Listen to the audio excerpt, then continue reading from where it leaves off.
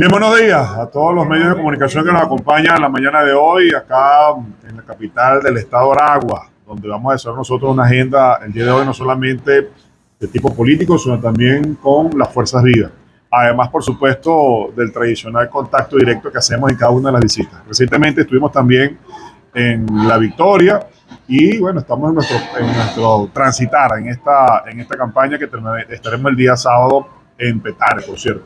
Hoy, en nuestro encuentro con los medios de comunicación, nosotros pues no solamente afloramos los temores que hoy en día se suscitan alrededor de las primarias, pero también los avances que hemos tenido al respecto. Y digo esto porque más allá de la noticia, algún noticioso de los últimos días, por cierto, donde ustedes han sido noticia, y lamentablemente no para bien, lo digo por el caso de Tocorón, donde seguramente nos informarán ustedes más adelante.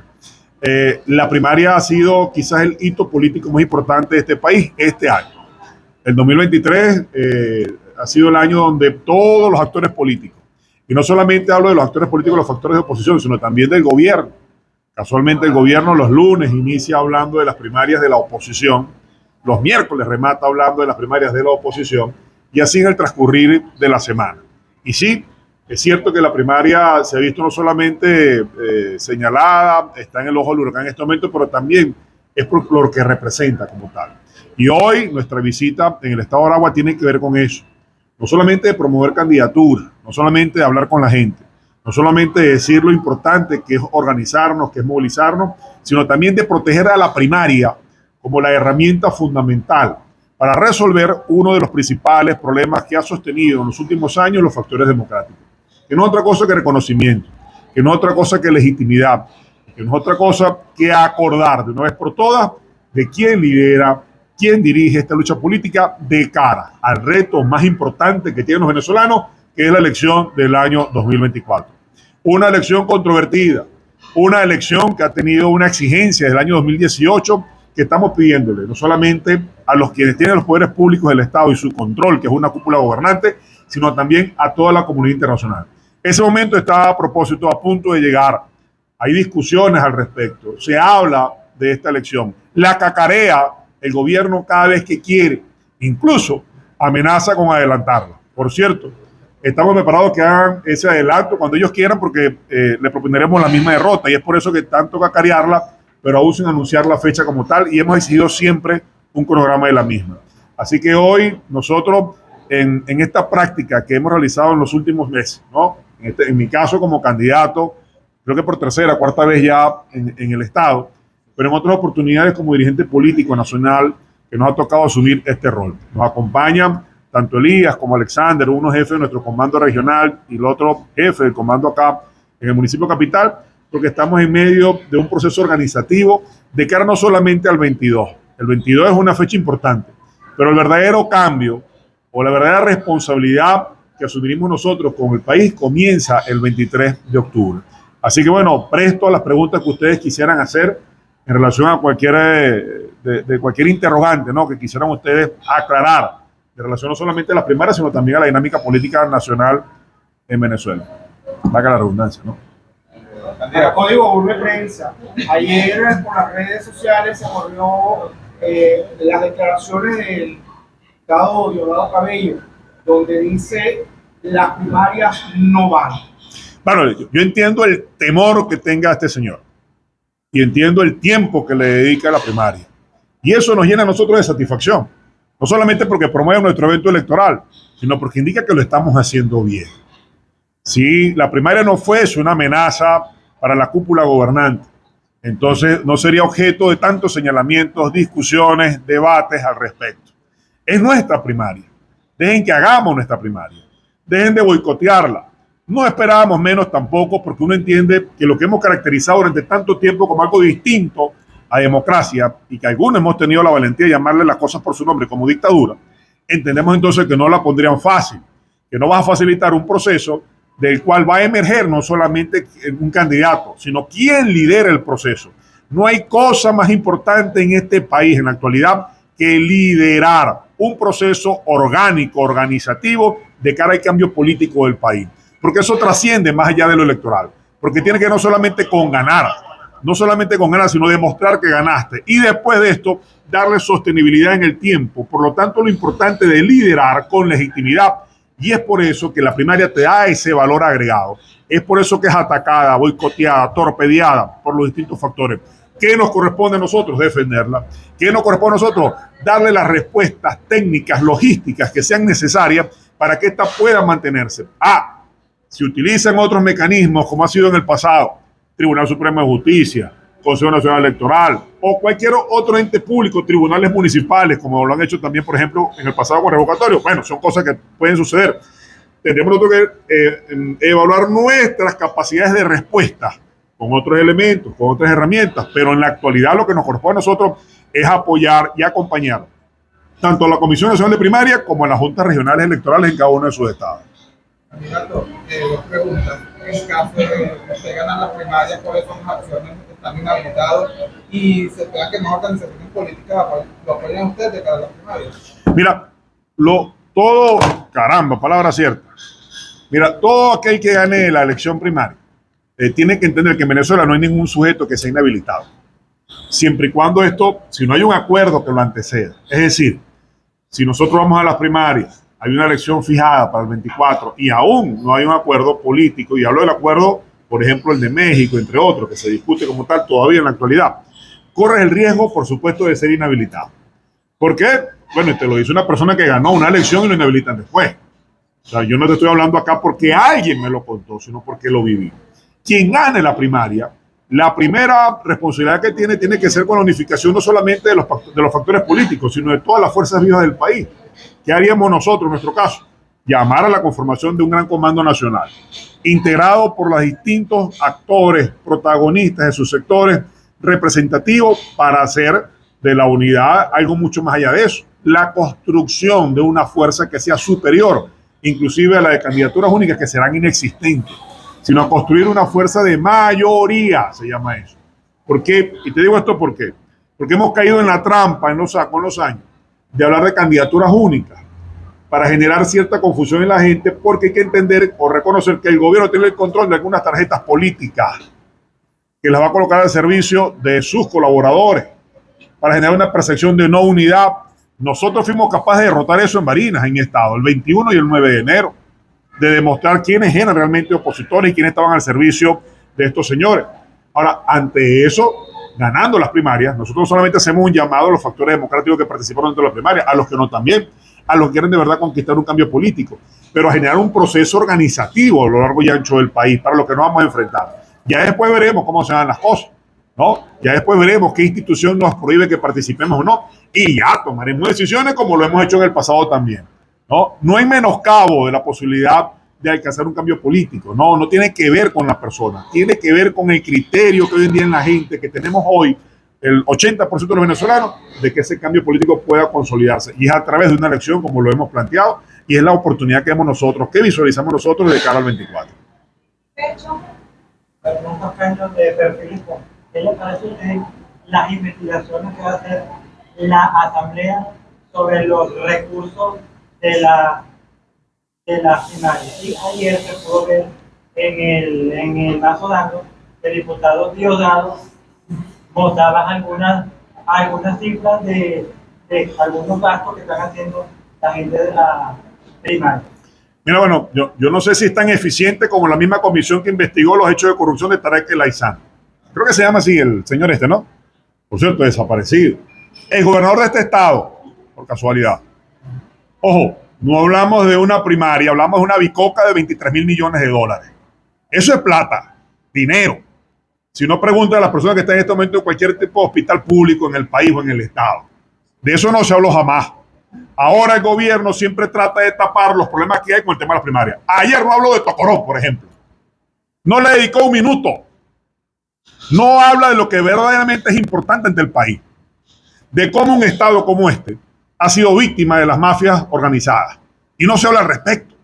No se habla de la fuga de más de 80 presos que tenían una connotación importante dentro de ese mundo criminal. No se habla de la escasez de gasolina. No se habla de los verdaderos problemas que tiene la gente, el ciudadano común, pero se le dedica gran tiempo a la primaria para hacer de esto parte de su narrativa. No hablar de los verdaderos problemas del país y aparte de eso boicotea, trata de colocar cualquier tipo de obstáculo para que entonces factores democráticos se organicen dentro de sus propios sectores para adversarlos a ellos democráticamente, con todo lo que eso significa en este país y derrotarlos en el año 24. Así que seguramente montarán cualquier tipo de olla. Harán lo que les da la gana porque tienen el control de las instituciones y colocarán tal vez a otro fantasma como el que han colocado en otras oportunidades cuando han hecho cualquier tipo de investigaciones parecidas. A nosotros nos corresponde seguir adelante, avanzar por más que los perros ladren. La segunda pregunta tuya, ¿cuál era? Sergio, así nos llama el novio de... Las investigaciones de los recursos y que ayer el diputado mostraba algunos gastos que están haciendo ustedes, del acto, teléfono. No sé, la verdad es que y no significa que por el hecho que yo las desconozca no sean ciertos, sobre todo por la acusación o serias por parte de quien viene. Serias en el sentido que controlan a los órganos represivos del Estado. Serio en el sentido que controlan a quienes administran justicia en el país. Puede ser que ustedes se ven ahí por la condición por la que están y no tiene que ver nada con el mérito, sino por condición política. Entonces seguramente vendrán cualquier tipo más de acusaciones, investigaciones, y estarán seguramente haciendo lo mismo que hicieron, por ejemplo, con una familia en Guasdualito, que iba a ser un centro de votación, donde le mandaron a gente del SEBIN preguntándole a la familia si es verdad que ahí se iba a realizar una elección el próximo 22 de octubre, coaccionando, amedrentando, atemorizando. Lo que siempre hace un cobarde cuando sabe que no tiene la verdad, pero sobre todo cuando sabe que la derrota se le pinta en la cara desde el punto de vista electoral cuando apenas se brinde la primera oportunidad. Candidato, usted ha hablado de las posibilidades de judicialización de las primarias. Ante un posible dictamen del TCJ que obligue a las primarias a hacerlas con el CNE, los candidatos no han llegado a un acuerdo en esas circunstancias. No hay un acuerdo, más no significa que no exista la discusión, ¿no? Y ya en las próximas horas ya ese debate está abierto para tratar de tener una posición unificada, por lo menos en la plataforma. Queremos que sean de todos los candidatos de plataforma y no plataforma en relación a esto, ¿no? Pero ya hay una discusión que ha comenzado entre los partidos en un escenario que es muy posible, muy latente, porque además tiene mucho tiempo haciendo ese ruido y ellos mismos lo han generado de manera intencionada como tal. Así que bueno, ya hay esta discusión, pero hoy, a la fecha, al día de hoy, no hay una posición uniforme porque también es un escenario como tal. No, pero no es un hecho como tal. Pero ya por supuesto hay una discusión que se ha iniciado. Candidato, ¿cuál es el mensaje que usted le envía a las personas que todavía están indecisos en si ir a votar el 21 de octubre o apoyar al candidato que resulte electo, ya que sabemos que en el pasado la oposición de cierta manera ha tenido algunas equivocaciones? Entonces, ¿cuál es el mensaje que le envía a esas personas que están confundidas a la hora de ir a votar, tanto el 21 como en el 2024? Mira, creo que la abstención no ha ayudado para nada en los últimos eventos electorales. Te lo dice alguien que participó en la elección del 21 de noviembre del año 2021, ¿no? Y también nosotros tuvimos una victoria que es algo positivo también para la gente, además simbólica, pero que hubiese sido mucho más contundente en el país si hubiésemos hecho algunas cosas que hay que hacer. La primaria vino para eso.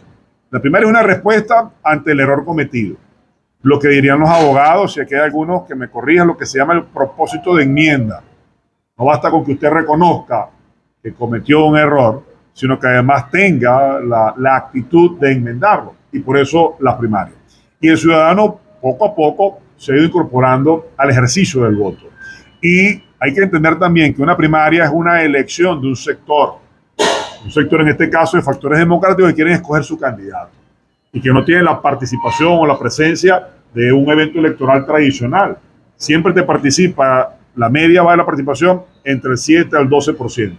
La más exitosa se hizo en el año 2012, pero eran otro tipo de primarias. Primero era otro país. No teníamos lo que teníamos ahora, ¿no? En la situación social. Pero además de ello, se escogían alcaldes, gobernadores y presidentes.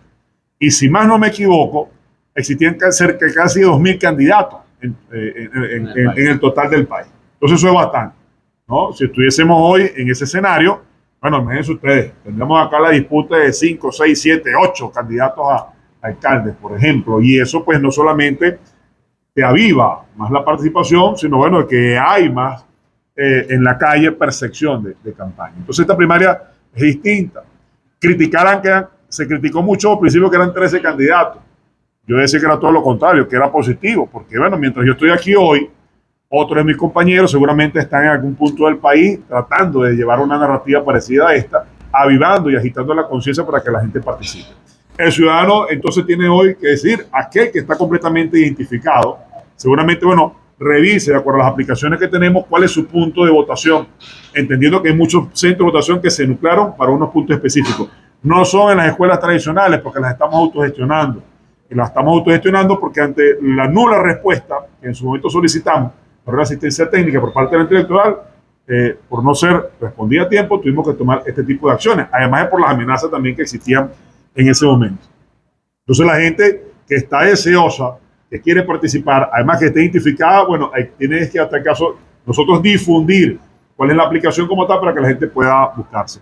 Y al que está esperando cuál es la decisión para acompañar a esa persona que salga electa allí, bueno, también tendrá entonces que prepararse de cara al 24, porque 8 de cada 10 venezolanos manifiestan abiertamente no acompañar más este modelo que hoy en día gobierna, lamentablemente. Lamentablemente que gobierna, ¿no? Pero tiene la oportunidad el año que viene de que eso cambie. Y esa oportunidad es a través del voto. Cualquier tipo de protesta que el ciudadano tenga, no hay una que le genere menos costo, daño colateral. Hay ni cero tipo de persecución que el voto, y lo saben. Y es por eso que están esperando el momento indicado para ejecutar y manifestar su protesta con lo que siempre hemos conocido, el llamado voto castigo. Jennifer Padrón, ¿qué está pasando? Quisiera que me dijera en 3 palabras una breve invitación a todas las personas a acudir a la elección. Bueno, si usted quiere que esto cambie, vaya y vote. A lo mejor dije más de 3 palabras, pero la intención de todo esto es que pasemos un proceso ya orgánico de participación, de que entendamos que es una fuerza viva, capaz, que nos da la Constitución, que es una de las cosas pocas que nos queda para utilizarla. Pero ese ejercicio hay que hacerlo.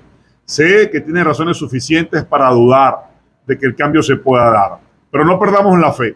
Le hablo a una persona que en el pasado pudo hacerlo, aún en medio de las adversidades, de circunstancias tan complejas como las que ustedes viven en este estado, pero que aún así tuvimos las capacidades de unificarnos, organizarnos, movilizarnos y hacerlo no solamente una vez, sino 2 veces, y cada vez con mayor contundencia. El 24 es esa oportunidad que se le da al pueblo venezolano y nosotros tenemos que ser el canal que pueda hacer cada vez más expectorante esa oportunidad en la sociedad venezolana. Hey, buenos días. Buenos días. No solamente Leonardo Cabello y una figura de gobierno que hablan de que no van a las primarias el día 22. También hay sectores de la oposición que lo dicen con firmeza, que apostaron, que apuestan que la primaria no va para esa fecha. Entonces, que me preguntan, ¿qué mensaje para la otra?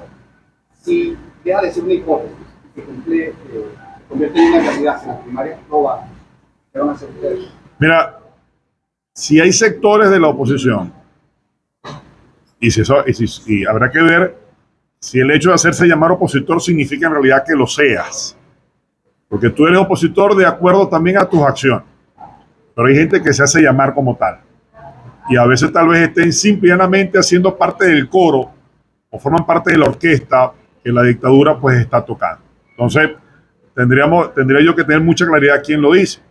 Algunos lo harán por elementos técnicos y otros simplemente por razones políticas para acompañar a esa matriz de opinión que la dictadura trata de imponer. Eso por un lado. Y la segunda pregunta, bueno, si ese supuesto negado llegase a concretarse, tendríamos nosotros que rápidamente tomar decisiones, ¿no? Porque bueno, buscar otro tipo de herramientas que nos puedan permitir. Entendemos dónde estamos, sabemos a qué nos enfrentamos, pero hay que actuar o comportarse en correspondencia con eso, en consecuencia con lo que existe, ¿no? Como tal. Entonces, bueno, sí, tiene que haber una discusión y un debate, pero hoy pensar en otro escenario distinto es debilitar también a la misma primaria. Hoy hay que hablar desde el 22 de octubre. Hoy tenemos nosotros la necesidad de profundizar ese proceso de organización que hay de cara a esa elección. Y bueno, y ya el 23 será entonces ya el inicio de otra etapa, muy importante también, pero también de mucha más responsabilidad de quien salga electo favorecido por el voto popular de esa elección convocada para el 22 de octubre. ¿Estamos listos? Gracias, muchachos.